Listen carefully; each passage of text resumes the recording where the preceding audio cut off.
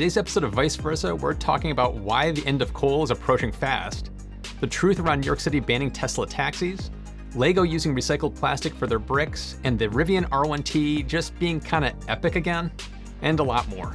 And as usual, I'm joined by Ricky Roy. How you doing, Ricky? I'm doing really well, Matt. Really quickly, not to put you on the spot, but I want to have a little special announcement. Mr. Farrell, who runs the channel Undecided, just hit 500,000 subscribers. So huge congratulations to Matt. That is awesome. You're kind of, I always tell you, you're my hero. And hope to be there one day as well. But congratulations to you, man. Really Thank well you so deserved. much. And to me, it was really funny because this is my 3-year anniversary. Like on the day that I hit 500,000, it's just really weird and kind of surreal and a lot of fun. And I got to thank all the viewers that are subscribed and watch my videos. It's fantastic. 3 years, that's pretty impressive. Really good for you. So what was your video this week, by the way? This week, I talked about modular homes and how it's probably going to be the future of home building, because it just makes so much sense to do it in a factory instead of building everything on site in a slow way. Because with modular homes, you can kind of parallel path things and it's faster and potentially cheaper in the long run, but there's still a ways to go and to make it more mainstream. What about you? That's really cool. Yeah, I'm actually planning on having an interview with Boxable. You've probably heard about the little cube house where Elon is allegedly living right now in Texas. But my video this week, actually, we had to push back from last week. So we had 2 videos this week. On Tuesday, we had a video on liquid metal batteries and how, even though they're not as energy dense as our lithium-ion batteries of today, they might have a place. And the second was on my solar panels and how I've had them now for 10 years. It's been 10 years since I got my panels. So, God, how Let me guess. am I? You love your solar panels. Let me guess. Can't tell you that. You gotta watch the video. You gotta watch. No, I'm not no giving away spoilers. No spoilers. They're up and running and making energy. I'll tell you that much. Pretty amazing. Yeah. So you want to get started with the first story? Yeah, let's go to the first story. You want to take this one? Yes. So, sorry, I thought you were doing the first story. Yes, right. I'm doing the first story. Yeah. The first story is the one that we kind of want to lead with, and it is that Britain is to end coal power a year early. So they already had a pretty aggressive target of 2025, and they're saying that, you know what, we're gonna be completely free of coal in our power mix by 2024. There's some reasons for why they're doing this at this time. They want to be able to announce this. It sounds good at the 2021 United Nations Climate Change Conference, which will be in Glasgow this year in November. So I think at this point, what's really fascinating is every country wants to come off as like being forward thinking and being green and thinking about the future. So this is just one of those ways that they're doing it. A think tank mentioned that in China, India, Indonesia, Japan, and Vietnam are responsible for 80% of the world's planned new coal plants. So there are, I mean, as good as the story is, there are countries that are still going to be producing coal plants. The reason it comes up is because the reason for why the UK is getting away from coal really is because it's not economically viable.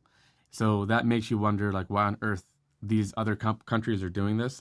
Part of it is like if you're a young or not a developed country, it is cheap to stand up a coal plant in comparison to some of the other plants out there. But the key really is to understand that this technology just is not going to be economically viable. And it's already a very small part of most of the more of the modernized countries. And it is going to increasingly play a less and less role, down to the point where, again, like I mentioned, you'd be losing money by using it, which we're kind of already there. I remember when that happened with diesel generators and stuff. We have these like diesel power plants that they're only really to be used if there's like a huge spike in energy, but they cost so much money to operate that they're just falling out of favor and no one's using them. And this will be the same with coal eventually. Yeah, the one thing I would want to bring up about that, the economics, is in the article they were talking about how it's, if countries are going with coal, a new coal plant over the life of the coal plant is actually going to lose $150 billion that could be wasted over the course of going with coal. It's like the economics are just so not there. It's kind of perplexing why there are countries still doing it. Yes, maybe up front it's quicker and easier to get that up online, but when you just look at what it's going to cost you over the course of having these in action, it's just insane that you would still go this path.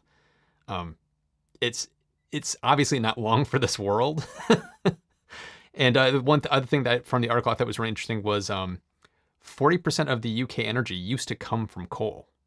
And in not too long Just of a 10 period, years ago. yeah, just 10 Just years 10 ago. years ago. And Yeah. today it's only 1.8%. So it's like in 10 years, they basically just ripped the Band-Aid off and got rid of coal. That's kind of astonishing. The last coal plant, I believe, is going to be, this is one of the things that are getting kind of criticized for. It's in Cumbria, which I think is in the northern part of the UK. It's a steelmaking plant. So there's still coal being used, and there's other countries that are in the same boat. I think the Netherlands is the exact same boat where they've kind of ejected coal power plants, and the last coal thing is, I think, an iron or steel plant there. So it's a similar thing of trying to get that now to use a different method of energy generation. I mean, heat generation to produce Right. the steel. But So we want to it's get away from using coal yeah. to, evaporate water, to make steam, to run a turbine, to make electricity, which is foolish. But Mhm. currently, you're right. We still need coal in the interest of melting metals and But you can generating a shift lot to of things like intense heat. natural gas and hydrogen for that kind of stuff. Very And true. like I believe that's what they're doing in the Netherlands, the company that does the coal for the production. They've talked about in the next 5 to 10 years they're going to be transitioning off of coal for that as well. So it's like there are paths forward for this. But the one in Cumbria, I believe, is going to be a new facility, which is one of those kind of giant question marks of why are you still going down this path now when there's other options that are available. Yeah, exactly. Also, I want to give a thank you to Michael Altoon, who recommended this story. He's one of our patrons on our Discord for my channel. I believe he might be as well for yours. I know he loves you as well. So it just kind of goes to show you that please, let Yes, us know, write to us. We listen to your feedback, and we love covering the stuff you guys bring up. Um, absolutely. yeah, you ready for the next one? Sure. So the next story, uh, this kind of was in a kerfuffle over the past week. I think it was Teslarati published a story about the New York City commission that manages the taxi medallions in New York City. Because if you don't know, they limit how many taxis are on the road to try to control traffic. It actually goes all the way back to the 1930s during the Great Depression because everybody trying to earn a living, there was just a flood of taxis on the streets. It was jamming up the streets. There were more taxis than people. So they put this taxi medallion system in place to try to get that back in check and to control how many taxis can go in and out of the city because of the limited space and roadways. That's been in place for 80 or 90 years. So this story broke because a company called Revel, which is trying to launch a EV, basically ride sharing service in New York City in like the lower Manhattan area. They were trying to roll this out by using a loophole in the current restrictions for taxis. And the commission basically said, no, you can't do that thing. That's not the intention of the loophole that was in there. Because the restrictions that are in place that have been over the past couple of years, they've basically frozen, basically saying no new taxis, with the exception of electric vehicle taxis or taxis that are wheelchair accessible. So Revel came in and said, hey, we're going to launch 50 EV Tesla Model Y taxis because that's the exception. And the commission basically said, no, that's not the case. The intention of this was to transition existing taxis that are gas taxis into electric, not to make it a just free for all, just to go electric, because you could end up adding thousands of more taxis to the roads, which they're trying to prevent. So Revel basically got called on it, and the news broke. And this is where I think the story kind of they lost the thread. And this is the world that we currently live in with social media and everything happening lickety split, and nobody has the patience to look at context around the stories. It just came out that the commission told Revel they would have to basically buy 50 gasoline taxis and then convert them into the 50 electric taxis. And that's what like Teslarati and others were reporting. And that's not what was actually going on here. I got contacted directly by viewers. I got some emails and direct messages on Twitter and things like that of like, can you believe this? And my first reaction was, that is the worst thing I've ever heard, but there's got to be more to it. And that's what happened over the past week is what came out. It was, they're not banning electric taxis. What they were saying is the loophole that Revel was trying to use, they were using it in a way that it was not intended. And that's all they were shutting down. In theory, if they had 50 gasoline taxis in operation already, they could convert those to Model Ys. But because they have no taxis in operation right now, they can't add to the existing set. So we could get into a whole debate of whether the taxi medallion system in New York is just a crazy pants. Why are they still doing this thing? I think we might have to, man. It might come to it. I don't know. I know. But when you look at what the rules are and how they're being used, Revel kind of manipulated the media attention around this to get people on their side and get people riled up. And to me, that actually was more distasteful than what the commission actually did. The commission didn't do anything wrong here. They're trying to get taxi companies to go electric. It was Revel that was kind of playing a little bit of a media game here. And so I think the story did a basically 180 over the course of the past week for me. So it's kind of interesting. What's your take on all this? So first of all, I will say this is what kind of concerns me with our current culture, where the news, like, boil it down to 10 words for me. That's all I need. And this is what people will see, and they'll think that, NYC is out to get Revel and other EV makers and stuff. But always, what I've learned as I've gotten older, all stories, there's way more to it than you probably realize. Yeah. And the more you dig into it, the more that becomes clear. So for our viewers out there, if a story like this ever emerges again in the future, let us know. Like, if you heard a headline that sounded like, wait a minute, how could this company doesn't like puppies? Like, that can't be true. Like, what's really going on? And if you have one of those examples, like, let us know, and we'll cover it, because I think this is a good platform for that. We get an hour of people's time, and let's dig in a little bit deeper than like the headline. So next, let's talk about the government. Matt and I we agree a lot, but this is probably where we disagree more than anywhere else. Rewind time to 1930, when they had this issue where there were all these people trying to be taxi car drivers. Well, the reality is it wouldn't have lasted very long, because if you have 100 cab drivers and 50 passengers, that's not going to last very long. Eventually, these guys are going to be like, yeah, I'm out of business. I can't do this anymore. They'll sell their car, they'll move, they'll do whatever and go do something else. The natural way, like, just without laws, without regulation, without government, the natural way would have eventually taken care of itself. But because we did it this way, now we have this secondary market, where we talked about this, Matt, before the show, where people are buying medallions for like $100,000 and paying a loan, like a mortgage, against it. And now they're competing with Uber and Lyft, where they come in and they're just, hailing ride shares everywhere, and Revel and this and that. It just becomes a weird thing where you don't know who to cheer for, who to feel bad for. I feel bad for this cab driver who bought a $100,000 piece of paper that says I can drive a cab in this city. It's absurd. The whole thing to me is wildly absurd. I agree that we got to solve the problems, but my personal philosophy is governments almost always do more harm eventually, because there's all these unintended consequences. Even though it sounds like they want to do the right thing, but by driving like this artificial medium into what really naturally would happen all along, I think things are bound to get screwed up. But I'm glad we covered the story in more detail. I actually wasn't aware of this one until you brought it up, and I'm glad one of your viewers did. Yeah. It's tough. There's still all kinds of goofy stuff. Like, if they could have medallions, if they had a gas car to convert, why is that law? That law is equally stupid, right? Are you telling Revel they need to go lease a gasoline car, register it, and then swap it out? What does that accomplish? It's such a foolish thing, and far too many government laws are like this, where they just, like, Well, what does it accomplish? But it's not exactly that. It's one of those, they've just, the past 2 years, I think it is, they just froze new taxis. Like, there's no new taxis being added, gas or electric. Right. And once they open that back up again, Revel could come in directly with EVs. They don't have to go gas first. It's just that there's no new cars being added to the roads at the moment. And one of the reasons that they extended this moratorium was because of COVID. Right. It's had a huge impact on the whole livery industry in New York. Like, tons of people out of work and it not working well.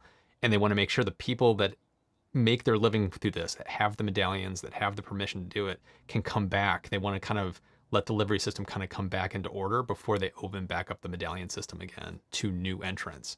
And it was just Revel that was trying to kind of end run around that and get into it right now, because they saw the loophole of, oh, if you convert to EV, you can do that. And it was like, well, they didn't have taxis in the first place. So what are you converting? You're not converting anything. So Right. No, because you're going to be adding That's a fair point. to the system, which is why they did this. The whole medallion system is broken. It's weird. It's antiquated. The fact that only, I think it's yellow cabs operate in Manhattan, and there's like black, like taxis in the whole New York City area, like those are the ones that operate in like Brooklyn and Queens, and they can drop you off in Manhattan, but they can't pick up new people in Manhattan to take you out. They just have to leave and go pick people up. Only yellow cabs can operate in Manhattan. There's so many weird, stupid, bah. So it's like, but I understand the sentiment of trying to control traffic. It's if they just opened it up. I don't know if you've been to New York recently, but it feels like there's way too many taxis already. Like the street is just lined with taxis. And it's like, it's a huge traffic problem. It's one of the reasons why it's so bad to drive through there. So it's like, if they opened it up, it would be like the Wild West, and it could turn into a Mad Max Beyond Thunderdome kind of situation where I understand why they're trying to control it, but it seems good intentions have kind of created a really bad situation. It's like, I don't know how to get out of it. It's just a hot mess.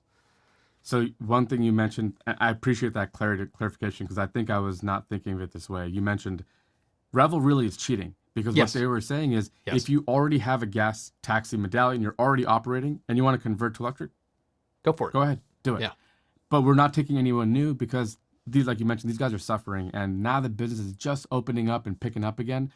Could you imagine if you just opened the floodgates and let like a million new operators in town? Those guys who've been suffering for a year with Would never come back. probably like living on assistance and stuff, they would never come back. They would get screwed again. So that is not cool on Revel's part, and spinning this entire narrative to make it sound like this, that really is not cool, and definitely does leave a sour taste. Yeah.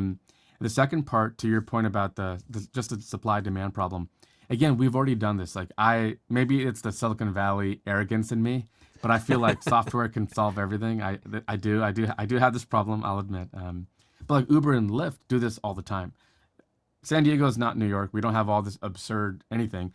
But if you're going to be a Lyft driver in San Diego, and all these people start driving Lyft, and suddenly your rate goes down because there's so much supply, maybe there's no one to pick up, you're barely doing anything, then you quit. But there's systems that already kind of work. Or if there's 10 drivers and 1,000 people who need drivers, there's surge pricing, and we've kind of already figured out how to do this. There's already like incentive models to like, hey, if there's not enough drivers, you can make a ton of money and you get more drivers. But then there's too many drivers, it shifts the other way. No one's making money. Some of those drivers quit, and then you get, that's equilibrium, right? It's kind of like if you put a rock on a hill, Yeah. it might be perfectly stable, but a little breeze is going to knock it down, but it'll come into a state of a stable equilibrium. And I believe most models of business kind of fall into that category as well. Maybe I'm wildly off on that, and I'm optimistic or idealistic, but it's funny. But I think we can agree that the way that this story was presented definitely makes you furrow your brow a little bit. Yes. Always look for the context. That's my Yes. takeaway from this. Or bookmark vice versa and let us provide it for you. Yes. Cool. You ready for the next one? All right. Yeah. So the next story we have is a lot more fun. It's about how Lego is revealing their first ever bricks made from recycled plastic bottles. So here is a kind of a batch. They're doing testing, right? They need to make sure that it meets the Lego certification for like strength and durability, safety, right? Plastic is a funny thing. You've got some really dangerous forms of plastic, and then more like, human potable water safe plastics. There's a whole gamut of it. So this is different than this initiative they had back starting in 2015, where they were making Lego bricks from things like sugarcane, and those are kind of bioplastics that also worked to some degree, but there's probably a little bit of a limitation in terms of strength and durability of the brick itself. And so this is purely recycling old plastic, PET, plastic discarded bottles. So I think this picture kind of sums it up pretty well. This is a great marketing picture. But this is truly recycled plastic. This is plastic that would end up somewhere bad and not do any good for anybody, that they are recycling.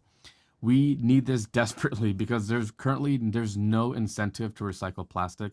If you ever had a recycle bin and you've been putting plastic water bottles in there and feeling good about yourself, I have some bad news. Yeah. It's so cheap to make plastic that recycling plastic in any form is just not done. For a long time, China was buying our plastic and doing who knows what with it, but they're not doing that anymore. So plastic recycling is kind of a dark and depressing reality that a lot of people don't realize. But what we need is companies who make products like Legos that are beloved, who could afford the extra N cents per gram of plastic, to go over the recycled route. And then they start bragging about, these are made from recycled parts. Other companies realize, like, look how much more money they're making because they're eco-friendly. And we need to spur like an industry to catch on to this concept. And until then, we're going to be in the same mess that we're in. So kudos to Legos. I love what they're doing. And Matt and I agreed that I'm going to, after this show, I'm going to have to buy this West's wind turbine kit from Legos, which seems freaking cool. Yeah, it's motorized. The whole wind turbine turns and everything. It's really, really neat. My take on this story was just, we desperately need this. And I love how you hit on it's the chicken or the egg problem. It's like, sometimes it's like, you kind of have to, somebody has to basically break the ice. It's like right now there's no financial incentive to really go after recycling plastics because the money isn't there. But as soon as enough companies go at it in volume, it can create a little industry within there where there's actually ways to make money from recycled plastics, which means more people start collecting it and reusing it and getting it out of the landfills, keeping it away from the oceans. It's like a great way to move this forward. And the fact that Lego is trying to do this, they're just kind of planting their flag in the sand and saying, this is what we're going to do. It's great. It's interesting how long it's taken them to get here. It's like all the different variations they had to go through. It's like 250 variations to test this. It's just kind of insane. And there's one video interview I watched of them talking about it. And he said the new ones, they don't lock as tightly as they want yet. Like it feels different to lock. And so they're still working on that. It's like the little nuances that they have to think about. And then the other side of it is they haven't figured out how to color them yet. The pictures that you showed of like just that kind of off-white color. Yeah. It's like they haven't figured out how to dye them yet to make those vibrant colors that we know and are familiar with. It's like, so that's like the next thing they have to tackle. So it's still a couple years away before we start seeing these out in the wild, but it's awesome that they're going there. But it also got me wondering about, like, there's other ways to make plastics too. Like there's algae, because you can use algae oils instead of petroleum to actually make plastics that then also can be broken down again. It's like, I'm curious if they've looked at those as well. Some YouTuber should make a video about, like, if there's an organic way that we could grow plastic. Someone should do that. Oh, Matt Farrell has done that. Somebody should think of that. Check out Matt Farrell's channel. He has one of the most amazing videos you'll see about how we could use mycelium fungi for creating plastic. Pretty amazing stuff. It's cool stuff. Really quickly, Mark Denlinger says, I bought water bottle holders for my bike that are made from recycled fishnet. So that's neat. Cool. That's fishnet is like the biggest offender of our oceans. Like, it is by far the worst thing. So that's really cool.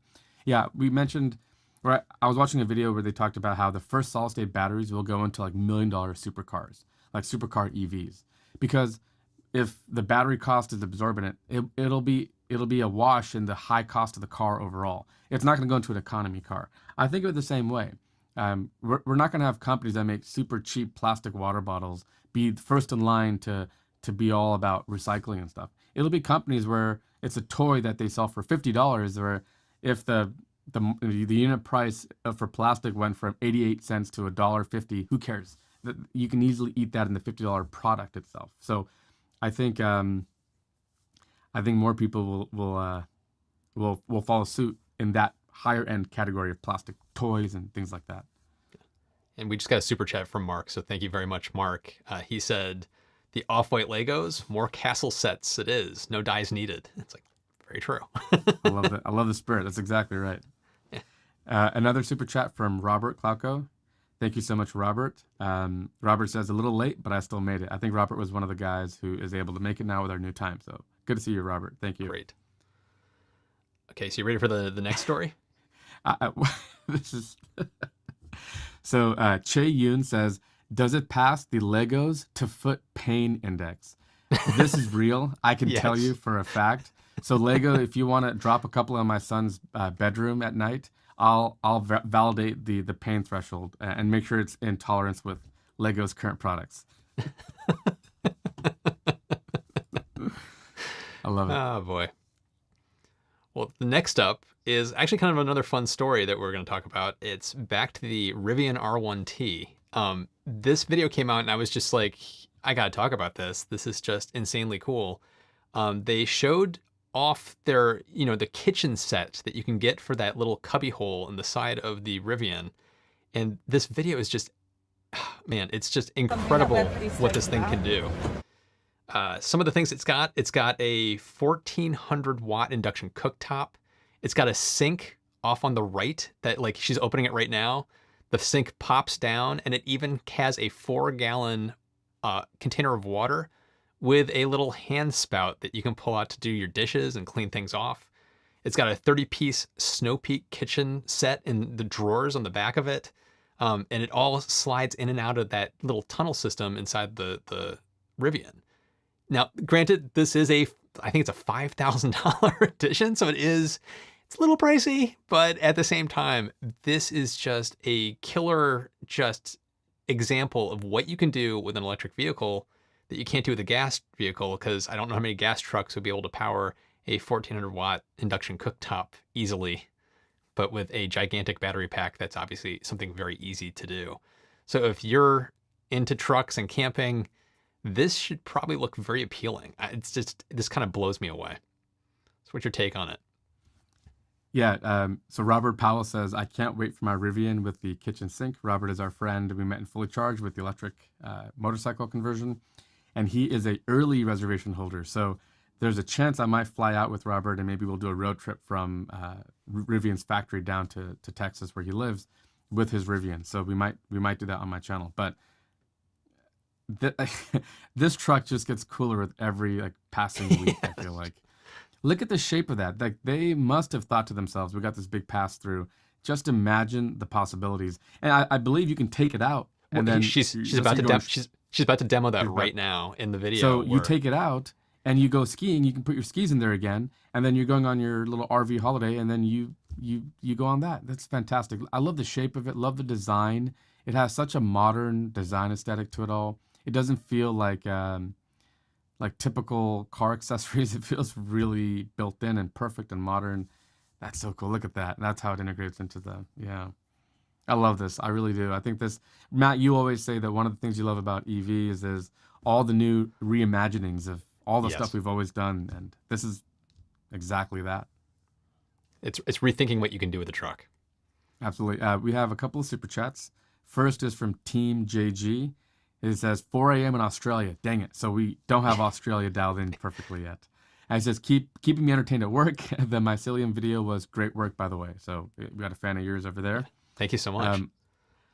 Claudia, my wife, says my birthday is coming. So I think that's an allusion to buying an R1T. And Lawrence McGill, thank you for your super chat as well. We appreciate you guys. Thank you so much. So we got one last story. Do you want to take this one? Sure. I don't remember what it is. Ah, right. So this story is about how Canada is going to ban new gas cars by 2035. I think Matt kind of alluded to this with banning coal or other things, but countries are pretty much taking their stand, and they talk about how some of these different countries have chosen different dates. Like, for example, the UK, it's 2030. They'll ban the sale of new internal combustion engines by 2030. France is 2040. Canada splits the difference there at 2035. But this is kind of a big deal. And Matt, I kind of mentioned this to you. There's a graphite mine company in Quebec called Nouveau Monde Graphite Mine who invited me out to see their operation. And Canada takes emissions and global climate change very seriously. When they got commissioned for that mine, they told the county of Quebec, that the city of Quebec, that their plan was to be fully sustainable. And one of the things that wasn't was all their hardcore equipment, right? All the augers and drills and the excavators, all those were diesel powered. So they're teaming with a company called Caterpillar, who you've probably heard of, one of the biggest industrial companies in the world, to build electric versions of all those big heavy rig machinery pieces, which is really, really fascinating and really cool. So I love seeing countries like Canada that are on the cutting edge. The US, I feel we have some catching up to do. Yeah. But they take this seriously, man. And I'll tell you, EVs are harder there. Like, look at the snow on that ground. I mean, I think I told you, Matt, I used to work in aerospace engineering, and we did this flight test with Canada, the Canadian Forces, where I spent 2 weeks up in Cold Lake, Alberta, which is about 3 hours north of Edmonton. It was negative 50 degrees outside for the 2 weeks I was there. I felt like it feels like getting punched in the chest every breath you take. And and I mentioned this, there are plugs already at every restaurant. You know why? Because when you pull up your ice car, you plug it in to heat the block to keep it from freezing over, because at negative 50, even a gas car won't turn on. So they're already ready for electric vehicles. But there are some serious challenges, and Canada seems to be ready for that. I love that. It Yeah. seems like if there was a country like Russia or Canada, people in the northern hemisphere is very cold climates, I would give them a pass to be later in the game, but they're cutting edge of it.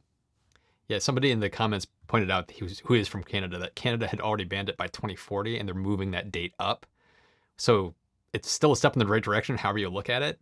Uh, for me though, as an American, go America. Uh, it's making me embarrassed because basically every country in the world has basically done this. Like China's done it, most European countries have done it, Canada's doing it. It's like everybody is doing this, but there's like this flip side to it of, at this point now, it feels like the United States doesn't need to do it because there's so much movement on this front around the world. EVs, it's unavoidable at this point. So we're going to get dragged along. We're going to benefit from this whether we make the ban ourselves or not at this point. So I'm kind of torn whether we need to do it or not. What's your take on that? Yeah, for me, I think the angle that I've been thinking, we've talked about this in the show, is I think that we're going to see a reemergence of the importance of manufacturing. Mm. And manufacturing was like the coolest thing in the world in 1950. America was a manufacturing juggernaut. It's how we won World War II. We could just outproduce the Germans and the Japanese in terms of like building aircraft by a huge margin. We were like the powerhouse manufacturing country. And then manufacturing became overhead. And how can we lower cost? And first was automation, which was a good thing, but then it was outsourcing around the world. My worry really is if the US doesn't take it really seriously, that US companies, other than Tesla, which I think will be a powerhouse figure, other than Tesla, the US is not going to be a huge player in the EV world, which will be sad, right? South Korea has shown a lot of interest. Japan, seemingly as well, doesn't seem very interested. China, I mean, imagine if in 2050, most cars you buy will be Chinese made and all the brands are Chinese brands. Things can shift. People don't realize nothing is you can't take things for granted. Just because of our industries of today, that doesn't speak anything to how the future will look. I used to also work a lot in Finland, and Tampere, Finland is where Nokia's headquarters used to be. And it was like Nokia town. Guess what happened? Yeah. You didn't keep up. This happens all the time. So Yeah. I'd hate for the U.S. to lose their position as a country that makes a lot of vehicles. But if they don't shape up,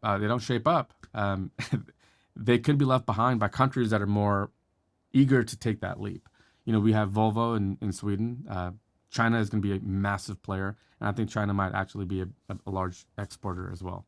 But that's kind of where I feel like we don't need to worry about that too much, because if the rest of the world is saying you got to sell us EVs or we're not buying your cars, GM, Ford, Tesla, Rivian, all these companies that are here in the United States, if we're doing the manufacturing here, they're going to have to start manufacturing EVs to be able to sell around the world like they do today. So it's like the incentive to do it is already there. So it's like, it feels like if the US puts a mandate like this in place, whether it's 2040 or 2050 or whatever it is, it's like, it just is like a nail in the coffin that you almost don't need, because everything's moving that direction anyway. All the companies seem to see the writing on the wall, so they're all starting to shift in that direction anyway. So I'm excited to see what Canada did here. It's another thing we need to have happen, but it's like at this point, I'm still on the fence as to whether it really matters if the United States makes a policy about it or not, because we're already seeing movement in this direction from American manufacturing companies already. Yeah, that's a good point. It's a good point. Yeah, it does seem like the U.S. Well, maybe with the new Biden administration, we got to Yeah. give them time. It's still really early on. They'll reverse some of those trends, but from the previous administration, definitely was moving us in the opposite direction. Pulling ourselves out of climate accords and stuff. But yeah, let's hope that the U.S. eventually makes it makes such a mandate. But to be honest, I don't see them doing it. I think in the U.S. it'll just be economics. It'll just be, I Yes. don't want a boring, slow gas car that is Yeah. stupid. Why would I want that? I Yeah. want a car that has no maintenance and everything else. So I think in the U.S. it'll be the free market that just says like, yeah, we don't want your gas cars. We want Yep. By fun cars. 2035 here in the United States, I will be shocked if it's cheaper to buy a gas car. It's like it's going to be at a point where it's like you're going to have to. You may not be thinking right if you're still buying a gas car in 2035 because it's going to be more expensive than an electric car. So it's like by that point, it's kind of where I'm like, I don't think the policy is actually needed at this point for us because we're just going to end up there anyway, which is great. I'm excited about that.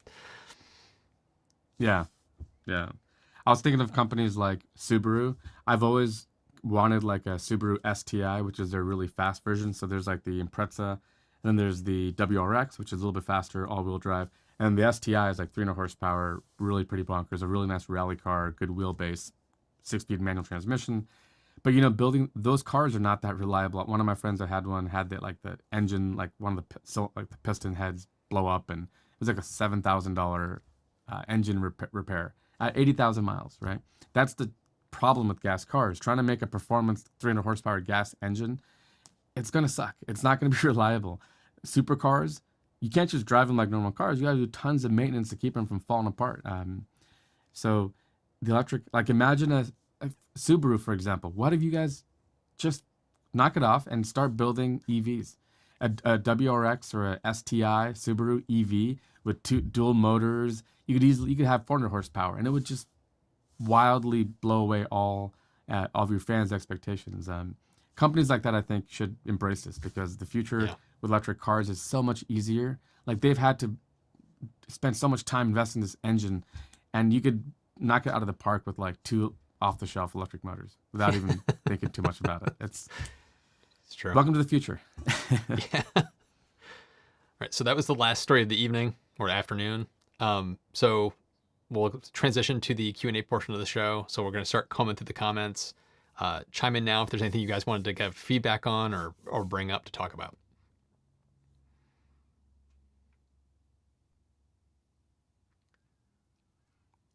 Chris Heath says, I think people will vote with their wallets by 2025. People will be ashamed to buy ice.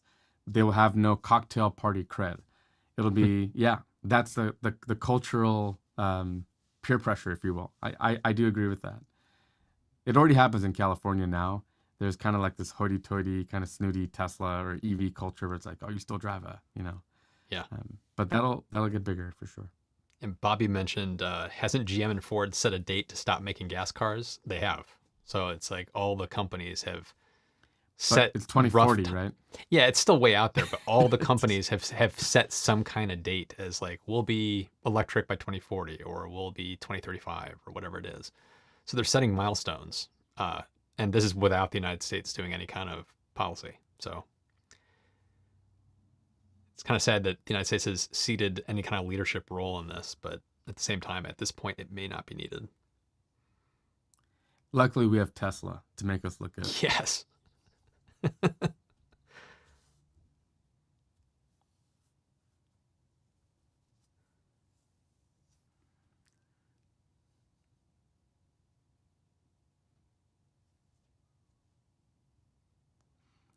To a point I made earlier, Steve says, my dad had a recall on his Subaru to replace the engine because of too much oil burning, to prove the oil is burning. Yeah.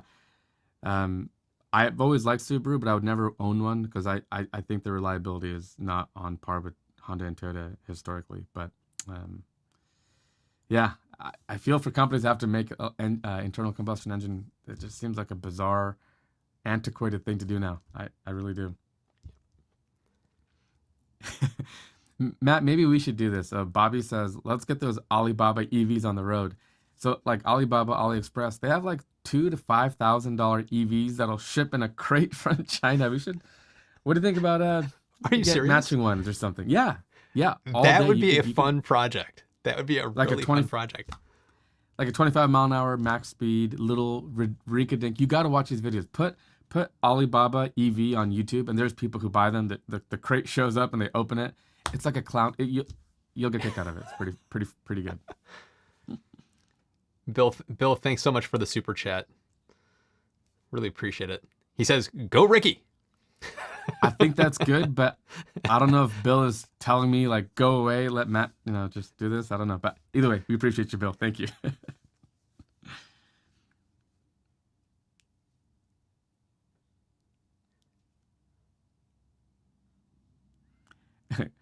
Claudia says road trip on an Alibaba EV. No, no, no, no, no, no, no. You're gonna be stranded in about 30 minutes probably.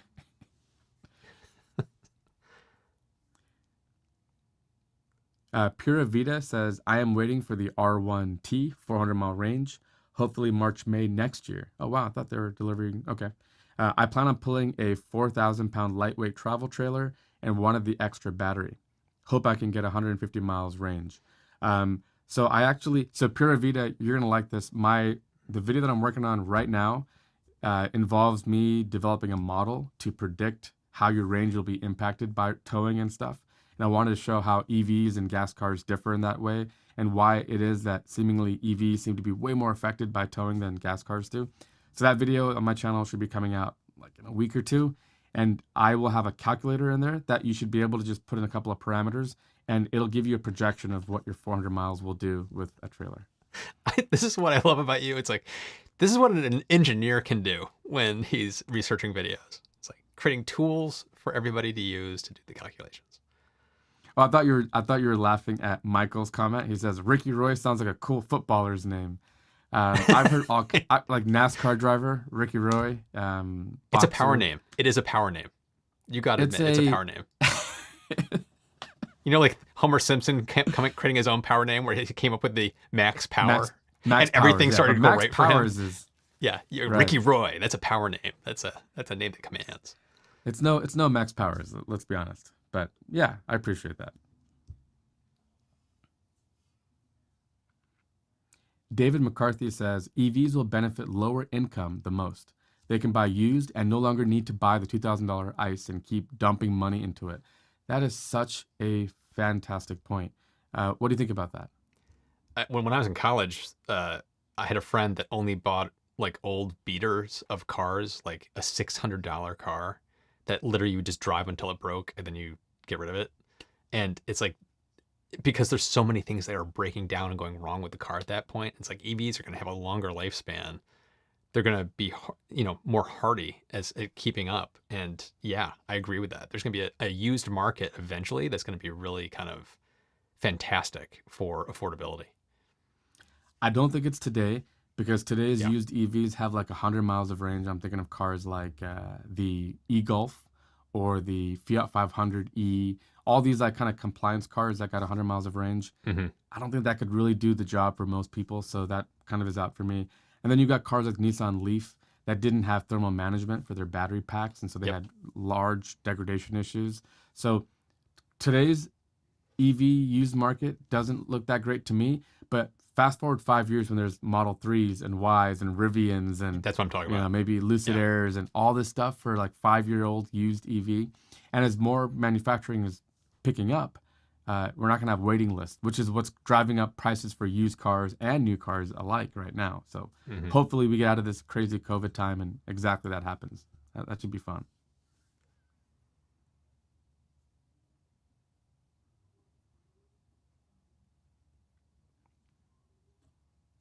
Bobby is completely right.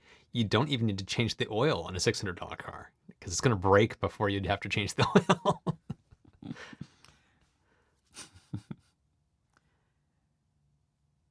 David Holmes with a super chat. David says, keep up the great work, guys. David, we appreciate you. I don't remember seeing David on before. So if you're new, David, or first to commenting, thank you and welcome. And thank you so much. So Robert Powell says, what about Lucid on July 22nd announcement? Robert and I were talking about this. Apparently Lucid is having a vote for the merger. This is when the SPAC will become from like CCIV, the ticker symbol, to actually becoming Lucid. I think it's going to be LCID. And they might even announce delivery dates and stuff. I mentioned they've been really quiet for a while with me. I haven't heard anything, but that'd be really cool. I'm hoping to hear some fun news from Lucid by the end of the year.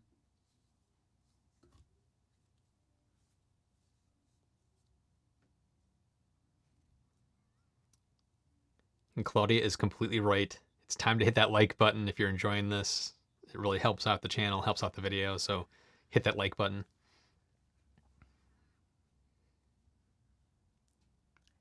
This is a good comment. Sar Yogev, who I think is probably a supporter of both of our channels and vice versa. We appreciate you, Sar. He says, used car market is assuming car ownership at all.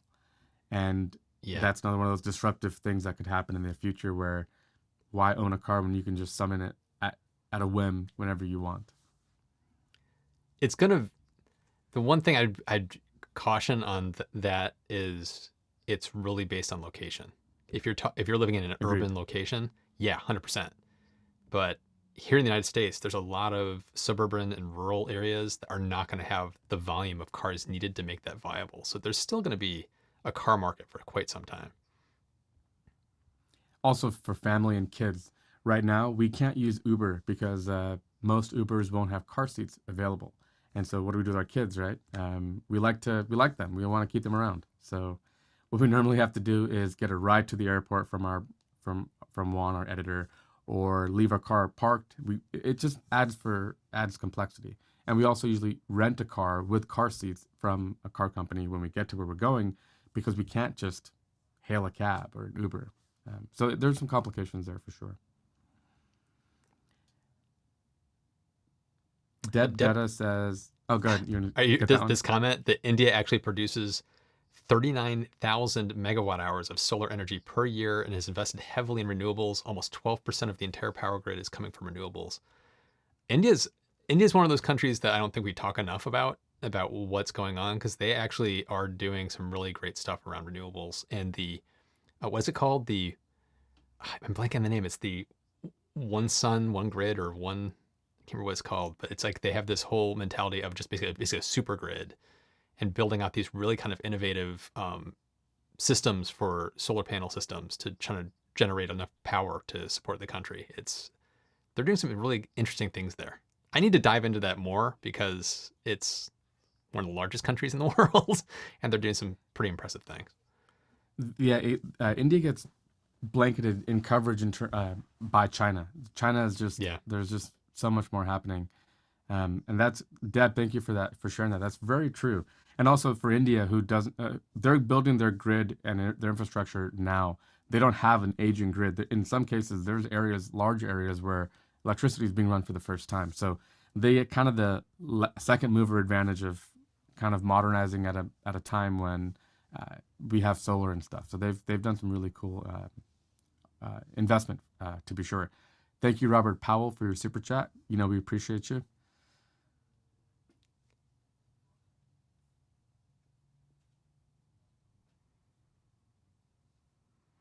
This is a good question. I'm curious what you think about this one. Another super chat. Thank you to VamJJ. He says, "Hey guys, I invested in NIO, which is an EV car maker in China." And he says, "Do you think they will compete in the US in a few years?" This kind of is what I was getting at. Historically, Americans have never owned or bought a Chinese car. What do you think? It's going to be a very hard sell. Even Sadly, if it looks incredible, if it has all the features. Politically, here in the United States, there is a huge buy America first, and there is a growing sentiment that's kind of anti-Chinese, sadly. So it's like, I think there's going to be a real hard sell, even if it's a killer car. There will be people that will buy it, but I think there's going to be a segment of the United States that just wouldn't touch it with a 10-foot pole because it's a Chinese company. Yeah, I just think it's going to be a hard sell. I think the good news is, as a NIO investor, I do see a lot of upside. They seem to be one of those companies that really knows what they're doing. Mm-hmm. Their products are quite compelling, good-looking cars, good leadership, and I think they'll sell a ton all around Asia and even Europe, who I don't think have the same stigmas that we do in the U.S. No.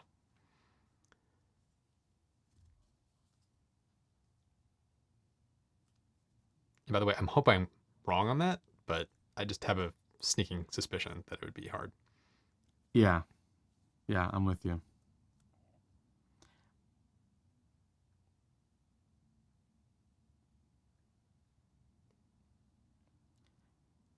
Dave says Dubai has the entire Green City Initiative going on. Pretty damn awesome, IMO. The Middle East, so like the UAE, Dubai in particular, they they are really on the forefront of understanding what's happening in the world. I kind of talked to my dad about this when I was much younger. Like, what happens to the Middle East and Dubai when the oil runs out? Like, they're gonna like descend into chaos and madness. Not at all. They've been taking their oil profits and they've been investing in green stuff for decades now, which kind of shows that vision. Like, yeah, we're making money on this thing now, but we know it's a finite resource. We know what's coming next. So let's take what we got now and be well poised for the future. So they've proven to have that kind of leadership. Yes, Saudi Arabia is doing the same thing. Actually, my video coming out on Tuesday is actually about Saudi Arabia and the NEOM project, which is called The Line, where they're building a 170-kilometer straight city that's going to be a sustainable city of the future. My next video is all about that, about what they're doing and if what they're doing is actually even feasible. Because there's a lot of stuff they're planning on doing that just doesn't make sense. Like creating a fake moon using drones. Why? Wow, no, but there's a lot of cool stuff that they're doing, but there's a lot of a necessity that they're doing it. Like you said, it's like oil is going away and they've been planning for years of how to get away from oil, investing in technology, tourism, things like that to try to get away from it. So the India coverage of India in general seems to be common. Michael says, I'd like to see a video on India and renewables. So one of the things I wanted to be able to do when I went full time was to travel to places and meet people and do videos like on site. So I have 3 or 4 of those planned in the next month or 2. And I'm dying to go back to India. We were supposed to go in January to visit my grandmother, but with COVID and stuff, I honestly don't know when we'll be able to travel to India again. But we'll try to cover some stuff, and I'd love to reach out to some of my contacts my dad has, and like show tours of some of the cool stuff that's happening. There is a fair bit of interest. It just always gets forgotten about in the media sensation that is China. China just kind of devours the news cycle. And Deb Dutta said, "One sun, one world, one grid." That was the thing I was trying to remember. Good.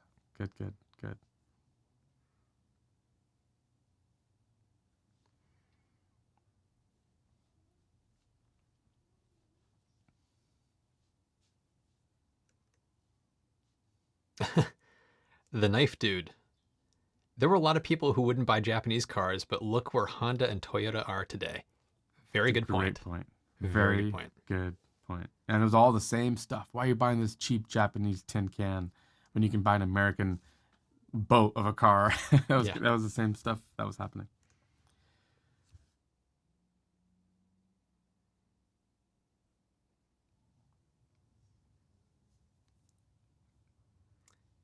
Kyle said, "First stream I've caught live. Love the new time." Glad to have you here, Kyle. Great. That's awesome. Glad to hear it.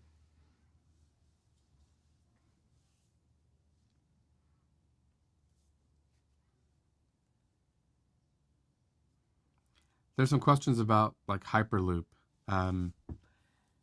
You have a video on Hyperloop. It seems like I always thought Hyperloop would be more popular and more exciting to people than it has proven to be so far. What do you think about that, or what do you see the future looking like? I'm perplexed too. It's like I thought it was really cool. It's like such a cool concept.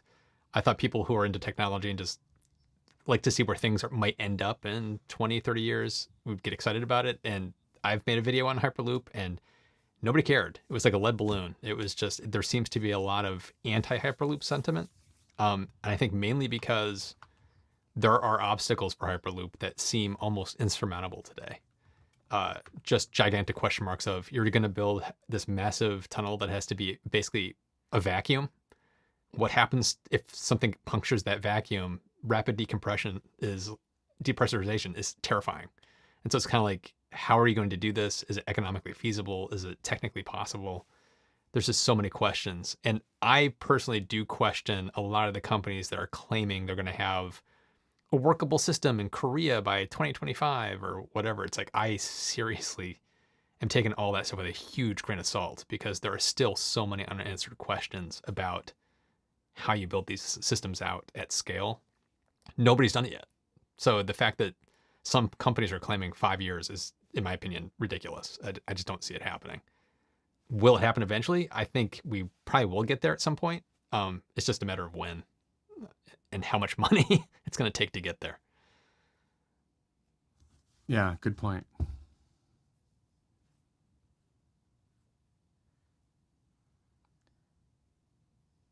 I think we talked about last week or a couple weeks ago how the cost per drilling a mile of tunnel was so exorbitantly high here in the U.S. There's something about how we bid contracts or our labor rates, or there's something that is making it like impossible to get anything built or anything done. The sad reality is, imagine like the Hoover Dam. You think we're building that today in 2021? You No. think Congress will all get together, vote in the interest of doing this incredible engineering marvel? And I don't think, I really couldn't see it happening, to be honest. Like, it just looks, we don't do anything all that great anymore. It's weird. And I don't know how to fix that one, to be honest with you. There's a lot of greasing hands, and there's also a lot of not in my backyard. There's actually a Walt Disney YouTube channel. This is a weird tangent that did a fantastic video describing the new railroad system that's being built in Florida that will go through Florida and will actually go right through the airport and was going to hook a left and go through to Walt Disney World. And it's going to help get buses off the roads. It's going to help make things cheaper and faster. And it's going to be all this great stuff. And the thing has hit so many freaking snags in trying to get it executed because it's, oh, this Orlando is like, oh, no, you can't go this route. You have to go down this other place because we want to actually get the train tracks closer to the other parks that are in the area. And this area says, oh, you can't do it over here. You have to do it over here to do this. And it's like all these changes these locations are requiring is taking something that would have cost $1 billion to do and making it cost $10 billion to do. So it's like there's a lot of political maneuvering and requirements that cause things just to slow down and just take so much time. And a lot of it is, I don't want a train track in my backyard. You can't build through here. So there's a lot of that too. And that's in Florida. So Yeah. imagine California. Yeah. It's actually a really good video. So I recommend it. Okay. It does kind of bring up part of why China is dominating and why. So people mentioned before that we bought Japanese cars and it was okay. The difference is I think there's a lot of people in the U.S. who see China as a threat in a way that Japan was different. Japan, I mean, maybe not. I don't know. I'd have to think about that a little bit more. But one thing that happens in China that does not happen in India or America, India is the same as America. You know, like nothing gets done because to do anything, there's gonna be some old lady who says, "Not on my watch. You're not building this through my street. Get out of here." And they have the horrible problem of being a democracy, so they have to honor people's wishes. Whereas whereas China doesn't do any of that. They just do whatever they want. Honestly, if the government says we want this, that's it. That's what makes it so scary. China does scare me a lot. I don't think about them a whole lot, but I mean, they can do whatever they want. If they want a railroad from here to there, it's getting done at any cost. They don't care. They may pay you. They may just take your place, call it eminent domain, whatever. But that is why they're able to seemingly do the impossible at every turn while we're sitting here arguing over like voter rights laws and stupid things like that, right? Yep.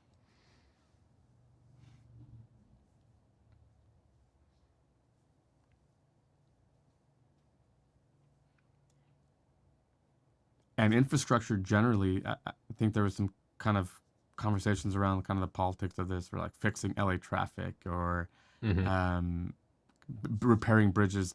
You know, there was that condo complex that collapsed in Florida. That kind of stuff is scary. You always think that doesn't happen here. That's why we have all these building codes and regulations and permits and processes. But part of the story I was reading was that just being flooding and unflooding constantly just, you know, introduced some variables either in the soil or the dirt or the structure, the concrete, something. But can we repair our infrastructure? There's huge amounts of jobs that could result from that. Hopefully we have more of a stomach for that in the future. Yeah, I agree.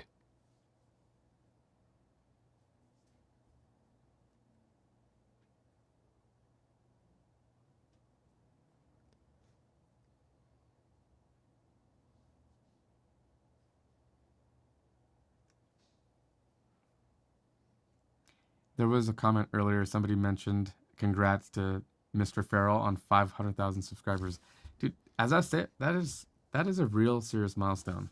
500,000 subscribers. It's still making me I still shake my head and go, I can't fathom 500,000 people hitting that. It's like, I don't know. It's like, Yeah. it's a number, but it's like there's a person behind each one of those numbers. And just to think 500,000 people have clicked that subscribe button is just makes my head spin. I just don't get it. I appreciate it. Yeah, no I kidding. just don't get it. At the rate of you're going, we might be sitting here next year this time talking about how you hit 1 million. If I'm lucky.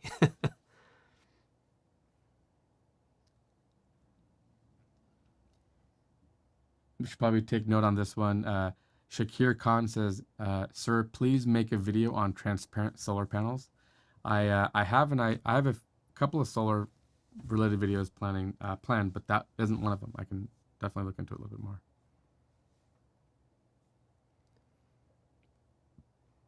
Well, we're at time, so we're gonna have to kind of call this. Is there any kind of last comment you wanted to bring up or parting words? Observer says it takes a move away from car culture to get things like Hyperloop. A lot it has to do with like the design of a city. Very good point. It's very cultural. Americans love their cars. That's part of, but it's also a big country, so you can't blame us for that too much. Thank you guys so much, as always, for watching. Wow, how quickly an hour goes by. The time just flew by. Yeah. And don't forget to subscribe if you haven't already. Hit that notification bell so you don't miss out on future episodes. We're live every Thursday now, for right now, at 11 a.m. Pacific, 2 p.m. Eastern. And as always, you can listen to the podcast version of the show at viceversa.show. As always, thanks so much for watching. We'll see you in the next one.